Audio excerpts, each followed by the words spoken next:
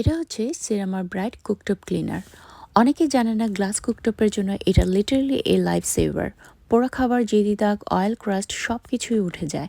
একটা কথা কিন্তু মানতেই হবে, আমাদের ব্যস্ত জীবনে চুলা পরিষ্কার করা সবচেয়ে বেশি ঝামেলা কাজগুলোর মধ্যে কিন্তু একটি।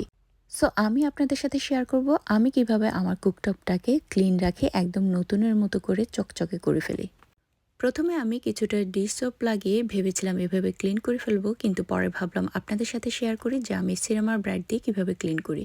তো পুরো সারফেসটাতে আমি এভাবে সিরামার ব্রাইট দিয়ে দিয়েছি, এটাকে ভিজিয়ে নিয়েছি। আস্তে আস্তে করে কিন্তু পুরো দাগগুলো নরম হয়ে আসবে। এখন আমি কিছুটা বেকিং সোডা দিয়ে দিলাম। বেকিং সোডা দেওয়ার পরে আমি কিন্তু কিছুটা ভিনেগার দিয়ে দিব। এই সিরামার ব্রাইটের সবচেয়ে ভালো দিক হচ্ছে এটার মধ্যে কিন্তু কোনো স্ক্র্যাচ পড়বে না, গ্লাসের শাইন আরও বাড়িয়ে দিবে। কোনো কঠিন কেমিক্যালের স্মেল থাকবে না, গ্লাসে কোনো স্ক্র্যাচ নেই, একদম পুরো কুকিং এরিয়াটা আপনার ঝকঝকে চকচকে করে দিবে। আমার হাতে যে জিনিসটা দেখতে পাচ্ছেন এটার নাম হচ্ছে রাজর ব্লেড স্ক্রাপার।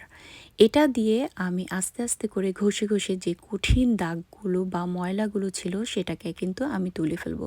দেখতেই পাচ্ছেন আমি কিন্তু খুব আলতো হাতে কাজটা করেছি, আর ময়লাগুলো দেখতে পাচ্ছেন একদম চলে এসেছে এটা দিয়ে ঘষা দেওয়ার পরে। সাধারণত এটা যে সকল কাজে ব্যবহার হয়, গ্লাস কুকটপের শক্ত দাগ তুলতে, পুরনো স্টিকার বা আঠা ক্লিন করতে, পেইন্ট রং বা স্ক্র্যাপ করতে, ধাতব কাচের উপর জমে থাকা ময়লা উঠাতে।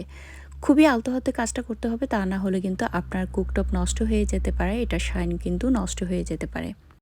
আপনাদের কুকটপ যদি এমন হয়ে থাকে, just try this, trust me, এটা খুবই খুবই খুবই ভালো।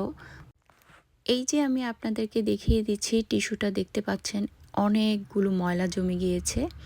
তো এইভাবে আপনারা বাসায় ট্রাই করে দেখবেন, আপনাদের কুকটপটা একদম নতুনের মতো হয়ে যাবে।